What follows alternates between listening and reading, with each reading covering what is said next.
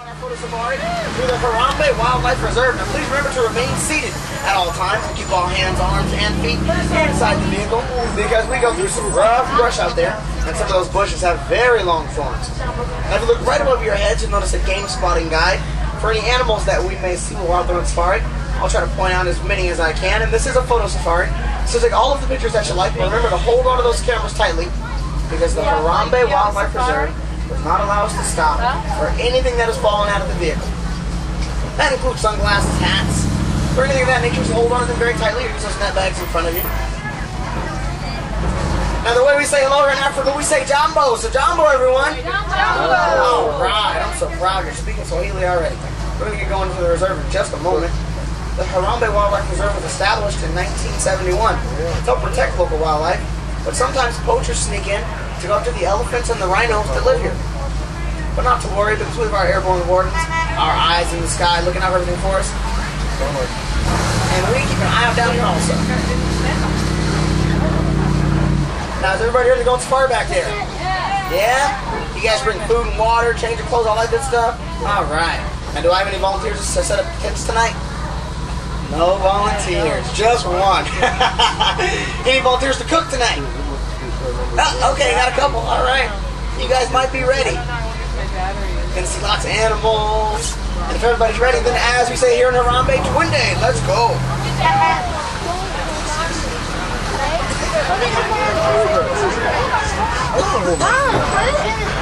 Sound like some of our wardens talking to each other right now.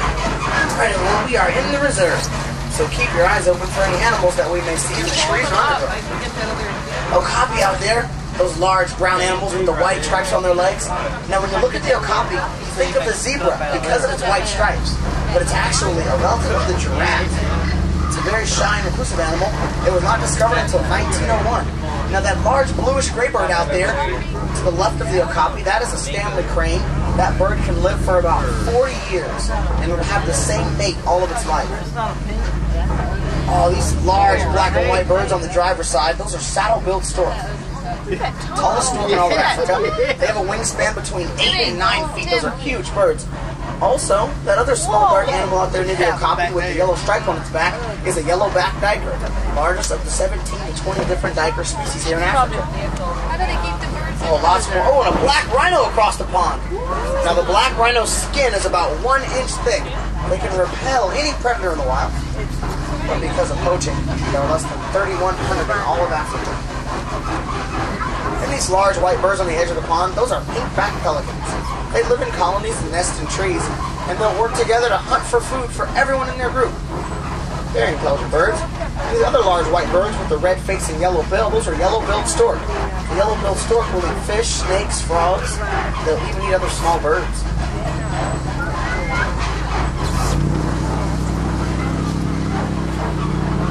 Oh, and bongo right next to us on the passenger side.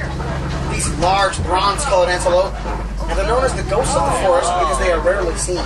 Both the males and the females have horns. There's a barrier there.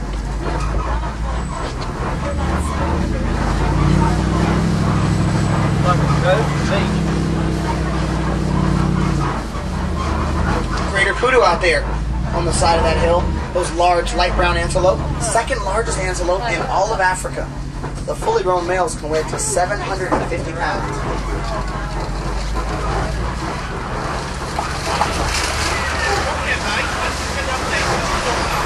That sounds like Wilson Matua, one of our airborne wardens. Let me check in with him, give him a call, see how he's doing. Simple one to Wilson Matua. Are you up in the air making your rounds today? Over. Yes, Zimmerman, and today I have a passenger.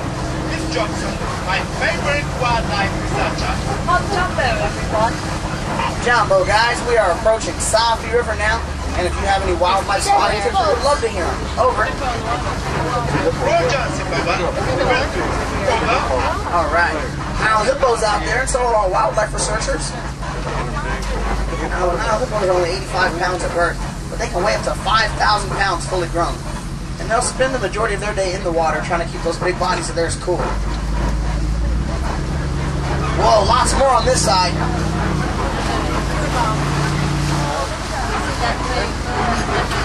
Now, they do come out at night to eat the grass alongside the riverbank. They can eat up to 150 pounds of food every night and remain submerged between 5 to 8 minutes at one time.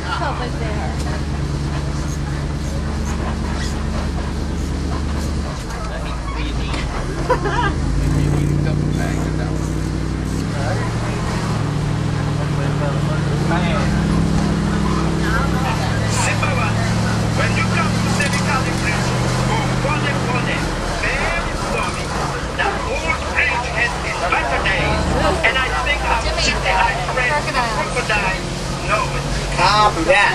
Those are Nile crocodiles down there, much larger than the American alligator, up to 20 feet in length.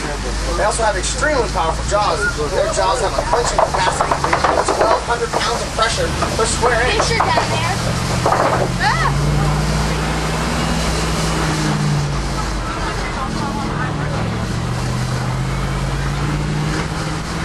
We are approaching one of the finest views in the whole reserve, the savannah. And this large tree coming up is one of the reserve's most famous and most ancient baobab trees. This tree is over 1,000 years old. Often referred to as upside down trees because it seems like the roots are coming right out of the top.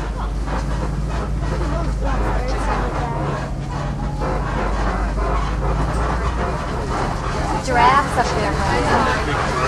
Going up close to them. Here we are in the savannah. Now the savannas are part of the Serengeti grasslands. Zebra and wildebeest migrate through this area, while antelope, lions, and elephants will make it their home year-round. It's all a part of the wild Africa that we're working so hard to save.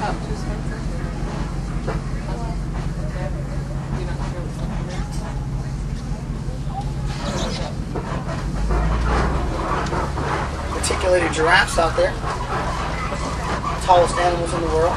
Also sable antelope among those tall grasses. We'll go around and get a better look. Zimmerman, I see you down there. You are in bush country. Drive carefully. I don't want you bumping into my animals. You should begin to see a wide variety of grass-eating animals around you, such as Thompson's gazelle. Miss Johnson, no one in Africa calls them Thompson's gazelle. They are tobies. Tobies. Over. Copy that.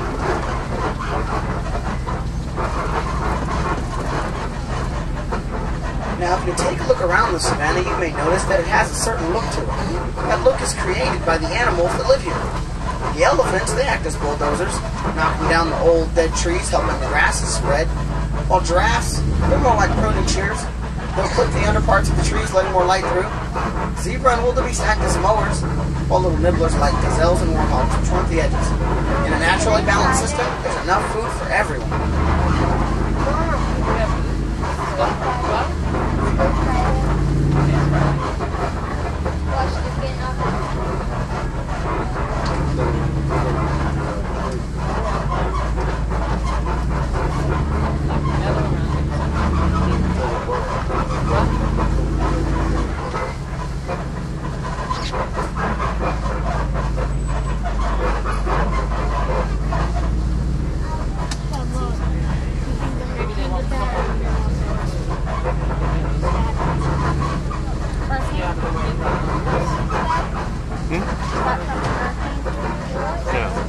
These tall cones of earth on the sides of us, these are termite mounds. They're as hard as concrete.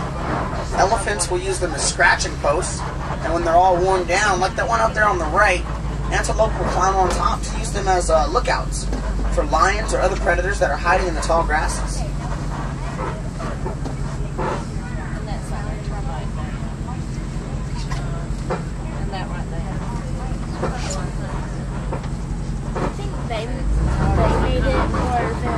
Articulated giraffe up there. They stand at about 18 to 20 feet high. And they get their name from the Latin word articulata, which means net, describing the net-like pattern they have on their coat.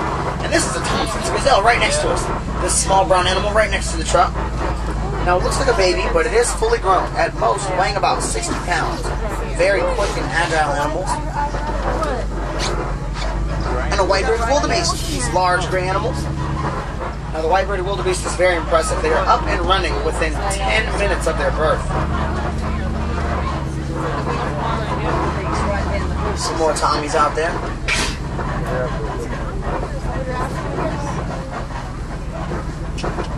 Our reticulated giraffes. Great photo opportunity. Both sides of us. Grant zebra out there also among the tall grasses. And those dark brown animals are sable